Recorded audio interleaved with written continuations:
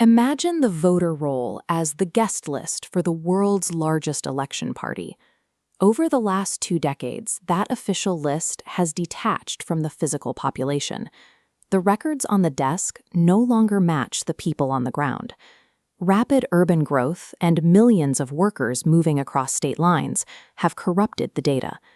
It is silently accumulating ghost entries, names of people who have moved away or passed away, but still occupy a spot on the roll.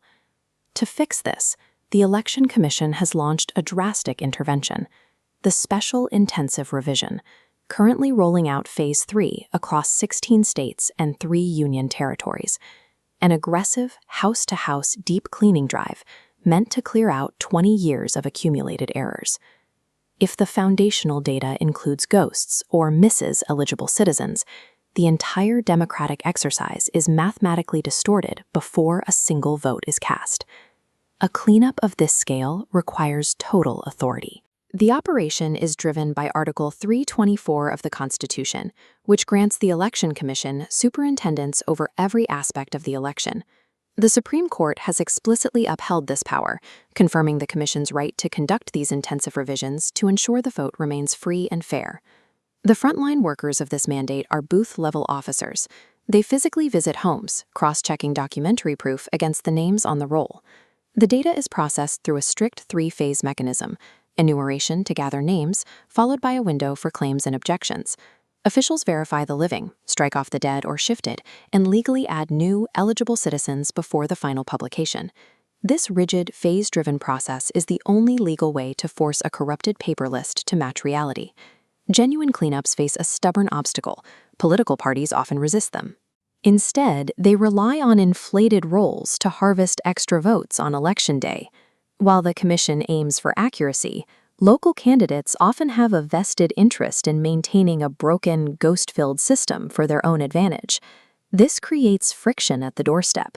Poor connectivity slows verification, while marginalized families, driven by fear of exclusion, avoid filling forms entirely. District officers bear the brunt of this pressure. They frequently face intense demands from local power brokers to deliberately stall the deletion of fake names. It creates an impossible choice.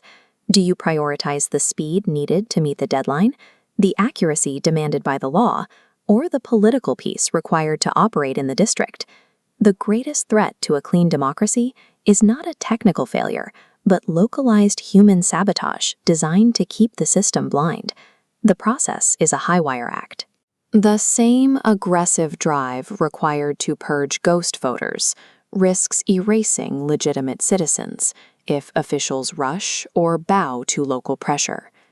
To counter this, leaders across parties are now publicly filling out forms, trying to encourage mass participation and legitimize the process in Phase 3. This administrative machinery manages the fallout of internal migration, maintains federal balance, and preserves the public's trust in state institutions. While candidates focus on the tactical manipulation of the voter list, they often miss the larger reality. These technical updates provide the institutional stability that makes their power possible. Every name added or removed during the special intensive revision directly alters the math of representation ahead of the next polls. The revision proves that in a democracy, the most significant battles for power are fought in the mundane administration of paper.